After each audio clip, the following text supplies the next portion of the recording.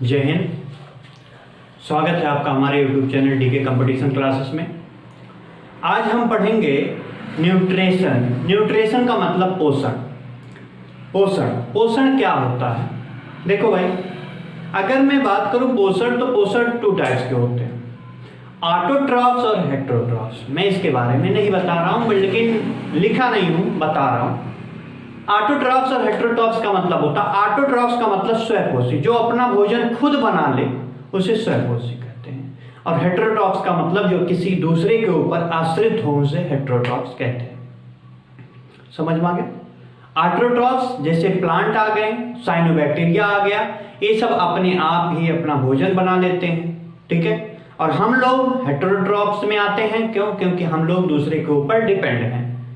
समझ में आ गया? सुनिएगा, अभी हम समझ रहे हैं कि जो न्यूट्रिशन होता है, न्यूट्रिशन में क्या आते हैं भाई? अप्रॉक्स यही चीज आती है। क्या?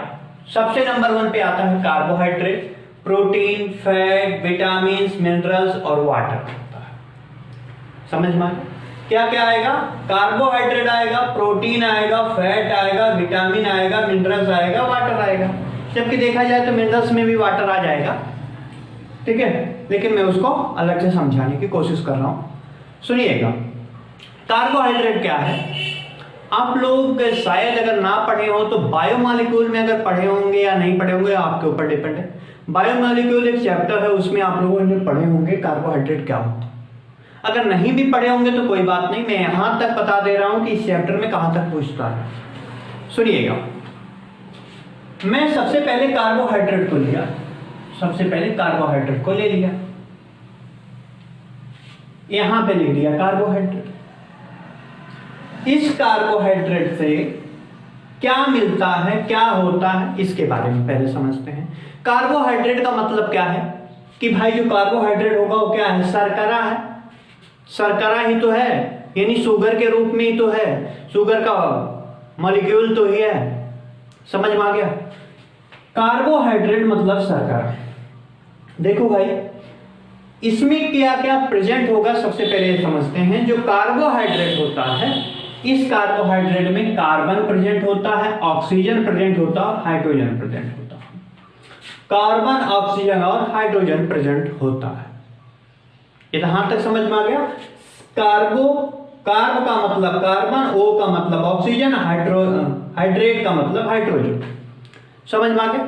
अगर मैं पूछूं आपसे कि कार्बन में क्या हर एक कार्बोहाइड्रेट में क्या कार्बन प्रेजेंट होगा? अगर मैं बात करूं, शर्करा की बात कर रहा है यहां पे, यानी शुगर की बात कर रहा। अगर मैं कोई ग्लूकोज का मॉलिक्यूल बताऊं, एक ग्लूकोज उठाऊं, ग्लूकोज को आपको दिखाऊं कि ग्लूकोज में क्या कार्बन प्रेजेंट है, तो क्या बोलोगे भाई? कार्बन तो प्रेजेंट होगा, क्योंकि वो किसका भाग है? कार्बोहाइड्रेट का। समझ में आ गया? सुनिएगा, अगर मैं बात करूं कार्बोहाइड्रेट में क्या आते हैं, सुनो। ग्लूकोज आएगा, फ्रक्टोज आएगा, गलेक्टोज आएगा, maltose, sucrose, lactose, cellulose, chitin और स्टार्च आते हैं। लगभग मैं इतनी ही चीजों को लिखा हूं, पूरी चीजों को नहीं लिखा, और भी चीजें आती हैं, ठीक है। बट इतने में मुझे समझना है कि जो कार्बोहाइड्रेट होता है, कार्बोहाइड्रेट के इतने रूप होते हैं, इतने कौन कौन से कार्बोहाइड्रेट को अगर मैं डिवाइड करूं तो कार्बोहाइड्रेट 3 टाइप में डिवाइड होता है, मोनो, डाई और ट्राई। मोनोसैकराइड, डाइसैकराइड और ट्राई को हम ट्राई नहीं बोलेंगे, पॉलीसैकराइड कहेंगे। मोनो का मतलब जिसमें 1 मॉलिक्यूल प्रेजेंट हो उसे मोनो बोलेंगे, जिसमें 1 मॉलिक्यूल प्रेजेंट हो उसको हम क्या बोलेंगे? मोनो। और जिसमें 2 मॉलिक्यूल प्रेजेंट है उसको हम क्या बोलेंगे? डाई। और जिसमें 3 या 3 से ज्यादा होंगे उसको हम पॉली बोलते हैं। सुनो भाई, अभी ग्लूकोज क्या है? ग्लूकोज शर्करा का वह सबसे सरलतम इकाई होती है, सरलतम रूप होता है, जिसको कोई भी टूटेगा भाई, इन सब में सब कोई टूटेगा तो क्या बनेगा? ग्लूकोज ही बनता है। सबसे बोला जाता है ना मोनोसेक्राइड ही है, मतलब कि ऐसी फॉर्म में हमारे बॉडी में प्रेजेंट होगा। कोई भी फॉर्म हो वो टूट के क्या बनेगा, ग्लूकोज ही बनेगा। यानी सबसे सरलतम रूप क्या है, ग्लूकोज है। फ्रक्टोज की बात करते हैं। फ्रक्टोज कहां पाया जाता है भाई? फ्रक्टोज फल या फ्रूट में पाया जाता है। किस में पाया जाता है? फ्रूट में पाया जाता है। इससे चुकंदर हुआ, उसमें भी क्या पाया जाता है? फ्रक्टोज ही पाया जाता है। ठीक है। दूसरी चीज बात करूं, शहद। शहद में क्या पाया जाता है भाई? शहद बनता किससे है? फ्रूट से ही बनता है। तो फ्रूट में, शहद में भी क्या पाया जाएगा? फ्रक्टोज पाया जाएगा। समझ में आ गया? देखो अगली बात करते हैं, कुछ ऐसे ही समझ लेते हैं किसमें क्या पाया जाता है। देखो भाई, ग्लूकोज तो सब जगह, हर जगह पाया जाता है, अवेलेबल रहता है। जैसे किसी भी फॉर्म में आप शक्कर खा रहे हो, ठीक है, तो शक्कर के फॉर्म में भी किसके फॉर्म में रहता है? सुक्रोज के फॉर्म में रहता है, शुगर यानी शक्कर। ठीक है, तो वो जब टूटता है तो किसके फॉर्म में हो जाता है? ग्लूकोज के फॉर्म में आ जाता है। समझ में आ गया? ग्लूकोज सबसे सरलतम रूप होता है जो हमारी बॉडी इसको डाइजेस्ट कर सकती है। समझ में आया? फ्रक्टोज फ्रूट में पाया जाता है, फ्रूट में पाया जाता है। और कहां भाई? शहद में पाया जाता है, शहद में भी पाया जाता है। ठीक है, सुनो भाई, maltose, sucrose, lactose, cellulose, chitin और स्टार्च। देखो ये सब थोड़े टफ होते हैं इनके मॉलिक्यूल के। ये सिंगल मॉलिक्यूल है, इसमें डबल होगा, ट्रिपल होगा, ज्यादा मॉलिक्यूल भी होते हैं। ठीक है, अगर इस सिंगल मॉलिक्यूल से बना है तो ये सब ज्यादा मॉलिक्यूल से मिलके बने होते हैं, इसलिए नाम अलग अलग रखा जाएगा। सुनिएगा, सुक्रोज कहां पाया जाता है भाई?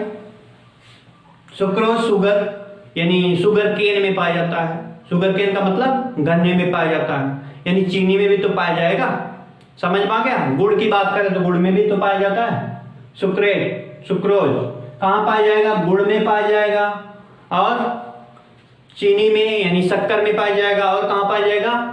शुगर केन यानी गन्ना में पाया जाता है। सुनो, यहां तक समझ में आए? बात करते हैं सेलुलोज का। सेलुलोज कहां पाया जाता है? सेलुलोज प्लांट में पाया जाता है। मैंने एक क्लास में बताया था कि जो सेलुलोज का बना होता है, क्या बना होता है? जब मैं सेल वाला चैप्टर पढ़ा रहा था तो प्लांट में बताया था कि प्लांट में सेलुलोज पाया जाता है, जबकि एनिमल में नहीं पाया जाता। ये सेलुलोज बहुत ज्यादा मॉलिक्यूल से बना होता है, इसलिए इसको पॉलीसेक्राइड बोला जाता है। पॉलीसेक्राइड क्यों बोला गया? क्योंकि इसमें बहुत सारे मॉलिक्यूल हैं जो हम डाइजेस्ट नहीं कर सकते। इस सेलुलोज को हम नहीं पचा सकते हैं। ये रेशेदार होता है। कैसा होता है? रेशेदार होता है। ये देखो भाई, कपड़ा जो बना है किससे बना है? सेलुलोज से ही तो मिलके बना है। यानी अगर सेलुलोज से मिलके बना है तो इसको हम पचा नहीं सकते हैं। गाय बकरी पा जाएंगे तो कपड़ा भी खा जाएंगे, ठीक है, तो वो पचा लेंगे, क्योंकि दोस्तों सेलुलोज पचाने का काम करती हैं। उनके अंदर जो डाइजेशन सिस्टम है सेलुलोज पचा सकता है, हमारी बॉडी नहीं पचा सकती है। अभी पता चला किसी को दे दो कपड़ा खाने को तो खत्म ही हो जाएगा। पता चला कहीं अटक पटक गया तो भी दिक्कत, ठीक है, इसलिए सेलुलोज नहीं पचा पाते हैं हम लोग। ठीक है, गाय बकरी तो वही पा जाए तो भैया सेलुलोज खत्म ही कर देंगे। देखो प्लांट के जब कोई प्लांट है ना, अगर वहां पे बकरी उकरी बांधी रहती है ना तो क्या होती है, वो प्लांट के जड़ को एकदम पूरा निचोड़ के खा जाती हैं। क्यों? छिल के, छिलका जो होता है ऊपर वाला लेयर वही सेलुलोज का मिलके बना होता है। ठीक है, तो जितनी ज्यादा, अगर मैं पूछूं जितनी ज्यादा पाई जाती हैं सेलुलोज, उन सबको खा जाते हैं, हम लोग नहीं पचा पाएंगे। समझ में गया? और भी सुनो, अगर मैं सेलुलोज की और भी बात करूं तो हमारा कपड़ा किससे मिलके बना है? जितने भी प्लांट से मिलके बने होते हैं सब में सेलुलोज प्रेजेंट होगा। मैं बात करूं पेपर की, सेलुलोज प्रेजेंट होगा। कपड़ा, सेलुलोज प्रेजेंट होगा। और बात करूं पैसे की, बात करूं रुपया नोट की, तो उसमें भी सेलुलोज प्रेजेंट होता है। समझ में आया? अगली बात करते हुए काइटिन क्या होता है? काइटिन का मतलब होता है, ये भी पॉलीसेक्राइड में ही आएगा, लेकिन काइटिन का मतलब, आप फिश देखें, फिश के ऊपर वाली जो लेयर होती है ना, फिश के ऊपर वाली लेयर क्या पाई जाती है? काइटिन के मिलके बनी होती है। ये काइटिन के मिलके बनी होती है। इसको हम डाइजेस्ट नहीं कर सकते हैं, इसको हम पचा ही नहीं पाएंगे। फिर छील देते हैं ना मछली के ऊपर वाला छिलका, ठीक है, दो काइटिन से मिलके बना होता है। काकरोच में भी पाया जाता है, और जितने भी उसके ऊपर से पानी नहीं अंदर जा सकता, इसके ऊपर से पानी अंदर नहीं जा सकता है। ये काइटिन से मिलके बना होता है। मछलियों का जो ऊपर वाला लेयर होता है काइटिन से मिलके बना होता है। मछलियों के ऊपर से सतह से, उनके बॉडी के सतह से अंदर नहीं एब्जॉर्ब नहीं हो सकता पानी। क्यों? क्योंकि उसके ऊपर काइटिन लगा होता है। समझ में आ गया? सुनो भाई, स्टार्च की बात करते हैं। स्टार्च मैंने पढ़ाया था डाइजेशन सिस्टम में। स्टार्च में क्या कहां पाया जाता है भाई? चोकर या मंड में पाया जाता है। चोकर या मंड में पाया जाता है। समझ में आ गया? जो चोकर होता है उसमें क्या पाया जाता है? स्टार्च पाया जाता है। स्टार्च का पाचन कहाँ होता है? हमारे माउथ में स्टार्ट हो जाता है। समझ पाया? जबकि गाय भैंस को उतना ज्यादा स्टार्च पाचन नहीं कर पाती हैं, तो उसका क्या होता है कि खाने के बाद दोबारा उनको बैठ जाती हैं, फिर पागुर कर करके क्या कर देती हैं, उसको फिर निकाल के भोजन को डाइजेस्ट करती हैं। समझ में आ गया? सुनो, यहां तक समझ में आया? देखो भाई, अगर मैं बात करूं कार्बोहाइड्रेट की, कार्बोहाइड्रेट से हमें क्या मिलता है? इन सब से हमें क्या मिलेगा भाई? ऊर्जा मिलेगी ना, हमें एनर्जी मिलेगी ना, इन सब से हमें ऊर्जा मिलती है। अगर मैं कार्बोहाइड्रेट का एक रूप लूं, ग्लूकोज, ग्लूकोज के मॉलिक्यूल का अगर पूछ लिया जाए कि अनुपात क्या होगा, ग्लूकोज क्या मॉलिक्यूल का अनुपात क्या होगा, तो ग्लूकोज का सूत्र क्या होता है भाई? C6H12O6 होता है। अगर मैं इसका अनुपात बोलूं कि कार्बन का अनुपात, हाइड्रोजन और ऑक्सीजन का अनुपात क्या क्या होगा, तो 1:2:1, क्योंकि 6 से अगर मैं भाग दूंगा इन तीनों में तो 6 कम 6, 6 दूनी 12, 6 कम 6, यानी 1:2:1 आएगा। यही तो होता है, बेसिक यही तो है कार्बोहाइड्रेट का अनुपात। समझ में आया? सुनो भाई, कार्बोहाइड्रेट मैंने बताया कितने प्रकार के होते हैं? 3 प्रकार के। नंबर 1 मोनोसेक्राइड, डाइसेक्राइड और पॉलीसेक्राइड। देखो भाई, मैं इसी फॉर्म में लिखा हूं आपको समझाने के लिए। ये सब क्या है? इसको थोड़ा इधर करें। ये सब क्या है? मोनो। और ये सब क्या है? डाइसेक्राइड। और ये सब क्या है?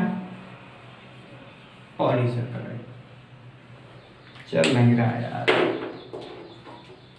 लो, मोनोसेक्राइड, डाइसेक्राइड और पॉलीसेक्राइड। आपको याद कैसे करना है? याद करने का ट्रिक मैं बता रहा हूं। देखो भाई, आपसे पूछा जाए कि मोनोसेक्राइड में कौन कौन आएगा, तो भाई ऐसे याद करोगे क्या? Glucose, fructose, galactose. कितने दिन याद रहेगा? याद तो नहीं होगा, इतना जल्दी तो याद होगा नहीं, भूल जाओगे। डाइसेक्राइड में कौन आएगा? माल्टोज, सुक्रोज और लैक्टोज आएगा। पॉलीसेक्राइड में सेलुलोज, काइटिन और स्टार्च आते हैं। समझ में आ गया? सुनो, याद करने का ट्रिक क्या है? मोनोसेक्राइड को आपको याद करना है GFG। GFG समझ रहे हैं आप लोग? GFG से याद करना है।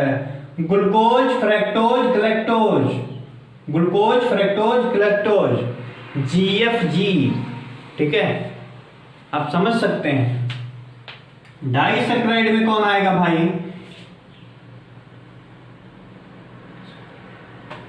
क्या होगा? Maltose, sucrose, lactose. ठीक है, क्या नाम बनाऊं? क्या ट्रिक होगा भाई इसका?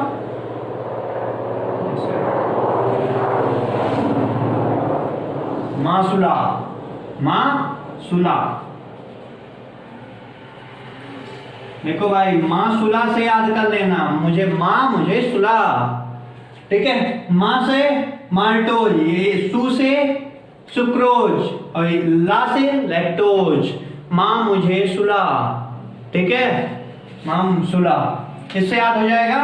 अगली बात करते हैं पॉलीसेक्राइड। पॉलीसेक्राइड में कौन आएगा भाई? सेलुलोज, काइटिन और स्टार्च आता है। समझ में आ गया? Cellulose, chitin, starch.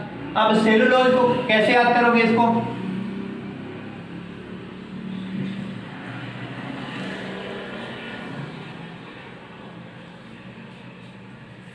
SCC, ठीक है, इससे याद कर लो भाई, SCC स्टार्च, सेलुलोज और काइटिन, ठीक है, ऐसे याद कर लेना भाई, जल्दी याद होगा। मैं याद करने का ट्रिक बता रहा हूं, ये कोई रूल नहीं है, ठीक है। सुनो सुनो, एक कार्बोहाइड्रेट से हमें per day 2500 kilo calorie absorb करनी रहती है। हमारी बॉडी को पर डे कितना किलो कैलोरी ऊर्जा चाहिए कार्बोहाइड्रेट से? 1 डे 2500 किलो कैलोरी चाहिए, ठीक है। हमारी बॉडी को कितनी कैलोरी ऊर्जा चाहिए? 2500 किलो कैलोरी ऊर्जा पर डे चाहिए, चाहे जहां से देना पड़ेगा भाई, ठीक है। जबकि एक कार्बोहाइड्रेट बराबर, 1 ग्राम कार्बोहाइड्रेट बराबर कितना होता है? 4.2 किलो कैलोरी ऊर्जा मिलती है। 1 ग्राम, अगर 1 ग्राम कार्बोहाइड्रेट आप खा रहे हो तो उसमें से आपको कितनी ऊर्जा मिलती है? 4.2 किलो कैलोरी ऊर्जा मिलती है। समझ में आ गया? दूसरी बात करते हैं, जो कार्बोहाइड्रेट होता है यही जब बदला जाता है, कार्बोहाइड्रेट आपने खाना स्टार्ट किया, इतना खाया कि वो फैट के रूप में बन गया। किसके रूप में? फैट के रूप में। अब फैट भी आप कितना जमा के रखे हुए हैं, वही फैट बाद में कोलेस्ट्रॉल का रूप ले लेता है। समझ में आया? अगर आपने क्या खाया? कार्बोहाइड्रेट, ये कार्बोहाइड्रेट क्या बनेगा? फैट बनेगा, और वो फैट क्या बनेगा? कोलेस्ट्रॉल बनेगा। और जब बॉडी में कोलेस्ट्रॉल लेवल ज्यादा हो जाता है तो आपको पता होगा कि मैंने कोलेस्ट्रॉल से बताया था, अगर आपके बॉडी में कोलेस्ट्रॉल लेवल ज्यादा हो रहा है तो आपको हार्ट का अटैक आ सकता है। समझ में आ गया? सुनो, यहां पे मैं लिखा हूं, कार्बोहाइड्रेट से बना फैट से बना कोलेस्ट्रॉल। कार्बोहाइड्रेट से बना फैट और फैट से बना कोलेस्ट्रॉल। यहां मैं नीचे लिखा हूं, 1 ग्राम कार्बोहाइड्रेट बराबर 4.2 किलो कैलोरी ऊर्जा हमें मिलती है 1 ग्राम से, और 1 ग्राम फैट बराबर 9.2 किलो कैलोरी। आप समझ सकते हैं कि कितना कार्बोहाइड्रेट मिलके एक फैट का निर्माण किया होगा। 1 ग्राम फैट का निर्माण करने के लिए बहुत सारे कार्बोहाइड्रेट का निर्माण को करना पड़ता है। आपको ये चीज पता होगी। अगर मैं बात करूं, 1 ग्राम फैट बराबर कितना बोला हूं? 9.2 किलो कैलोरी ऊर्जा मिलती है। देखो, अगर ज्यादा जमा हुआ कार्बोहाइड्रेट, आप ज्यादा खा रहे हो, ज्यादा मीठा चीज खा रहे हो, तो क्या होगा? आपके बॉडी में फैट जमा होना स्टार्ट होगा। जब ज्यादा फैट जमा होगा तो क्या होता है? वही फैट कोलेस्ट्रॉल का रूप ले लेता है, और जब वो कोलेस्ट्रॉल ज्यादा हमारे बॉडी में हो जाता है, कोलेस्ट्रॉल का मतलब चिपचिपा पदार्थ, जब वो हमारे बॉडी में ज्यादा हो जाता है तो क्या बन जाता है भाई? हमारे बॉडी को या तो हार्ट अटैक आ सकता है, ठीक है, ज्यादा प्रॉब्लम होती है। इसलिए इन चीजों से बचा कर रहो। जितना आप लोग कार्बोहाइड्रेट लो उतना बचा लो, ठीक है। इन्हें खा के एकदम पूरा सो गए, जब सो जाओगे तो भैया क्या होगा? लो, कार्बोहाइड्रेट भी जाके फैट में बदल, जब एकदम पूरा पेट उठ आ जाएगा इतना बड़ा, ठीक है, एकदम पूरा चर्बी जब आ जाएगा ना, तब समझोगे। इसलिए उतना खाओ जितना पचा सको। समझ में आ गया? हाँ, ज्यादा मत खाना। सुनो भाई, अब समझते हैं प्रोटीन। प्रोटीन क्या होता है?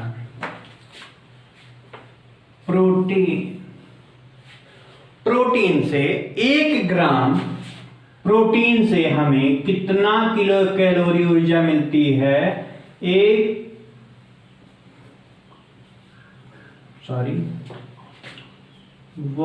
ग्राम क्या प्रोटीन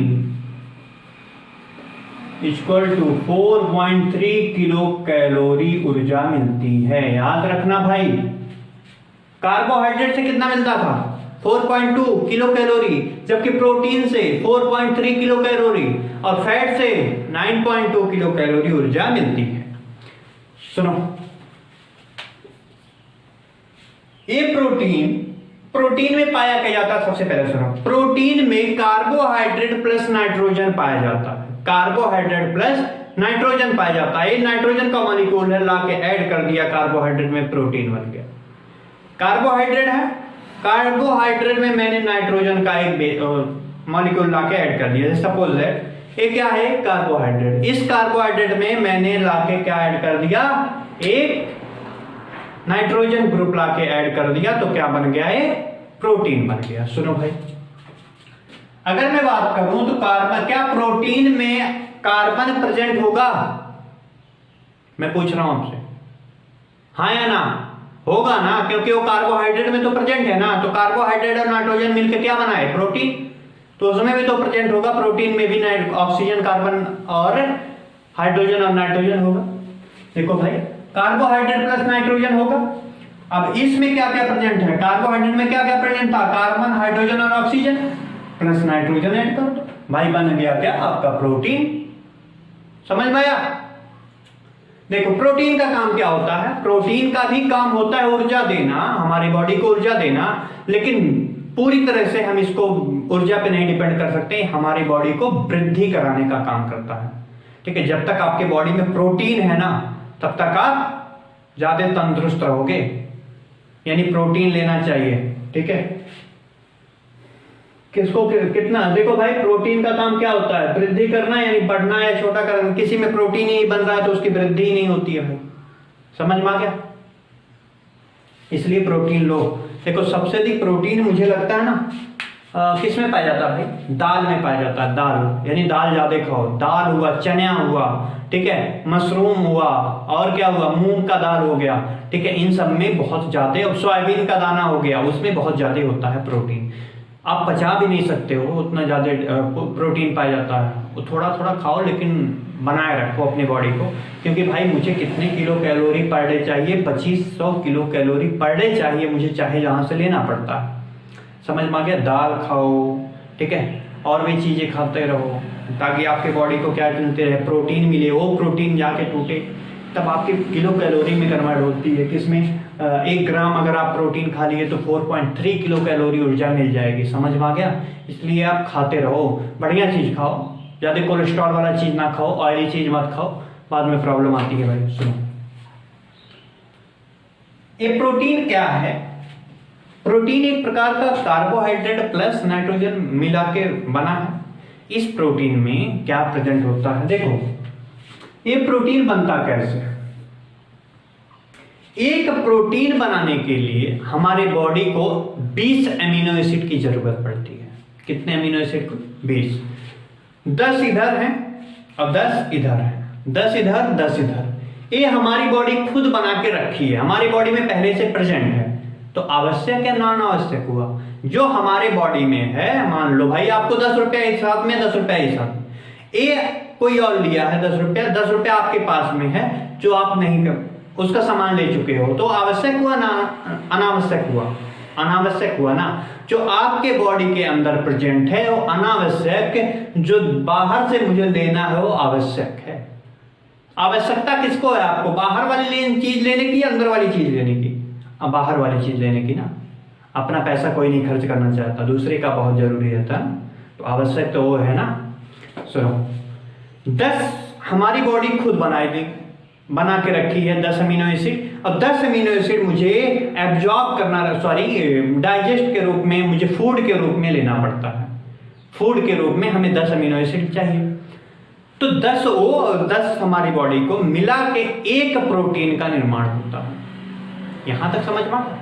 10 ए और 10 ए जब दोनों आपस में मिलेंगे तो एक प्रोटीन का निर्माण होता है। समझ में आ गया? यानी 10 एसेंशियल, मतलब जो मुझे चाहिए आवश्यक, और 10 बिना आवश्यक अनावश्यक चीजें हमें चाहिए। इन दोनों को मिलाओगे तो 20 अमीनो एसिड मिलेंगे। इस 20 अमीनो एसिड से हमें एक प्रोटीन का निर्माण होता है। समझ में आ गया भाई? दोबारा सुनो, 10 आवश्यक, 10 अनावश्यक, इन दोनों आपस में मिलाओ, 20 हो गए। 20 अमीनो एसिड मिलके एक प्रोटीन का निर्माण करता है, यानी ए का मतलब है अमीनो एसिड। समझ गए? सुनो भाई, ये प्रोटीन, देखो, आपसे पूछा जाएगा ना कि एंजाइम और हार्मोन्स क्या है? एंजाइम और हार्मोन्स मैंने कौन से ग्लैंड वाले चैप्टर में बताया था कि हर एंजाइम क्या होता है, प्रोटीन होता है, और क्या हर हार्मोन्स भी प्रोटीन होता है। समझ में आ गया? सिवाय सेक्स हार्मोन्स का जो स्टेरॉइड का बना होता है, ठीक है, उसको एब्स्ट्रैक्शन के तौर पे मानो, बस इतना समझना, सभी एंजाइम और सभी हार्मोन्स प्रोटीन होते हैं। सभी हार्मोन्स और सभी प्रोटीन, सभी हार्मोन्स सभी एंजाइम क्या होते हैं, प्रोटीन होते हैं। समझ में आ गया?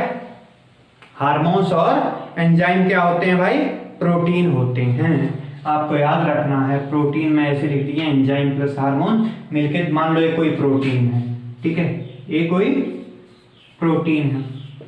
प्रोटीन में कौन कौन आएगा भाई, हार्मोन्स भी प्रोटीन है और एंजाइम भी प्रोटीन होते हैं। समझ में आ गया? एंजाइम और हार्मोन्स दोनों ही प्रोटीन होते हैं। समझ में आ गया? अगर मैं ऐसे पूछ लूं, क्या सभी एंजाइम प्रोटीन होते हैं? हाँ होते हैं भाई। सभी हार्मोन्स प्रोटीन होते हैं? हाँ होते हैं। समझ में आ गया? इसलिए मैं यहां पे स्टार पॉइंट पे लिख दिया, सभी एंजाइम और हार्मोन्स प्रोटीन होते हैं। आपको याद कर लेना है। समझ में आ गया? ठीक है, मैं आज की क्लास में यहीं पर रोकना चाहता हूं, नेक्स्ट क्लास में हम समझते हैं। Thank you class.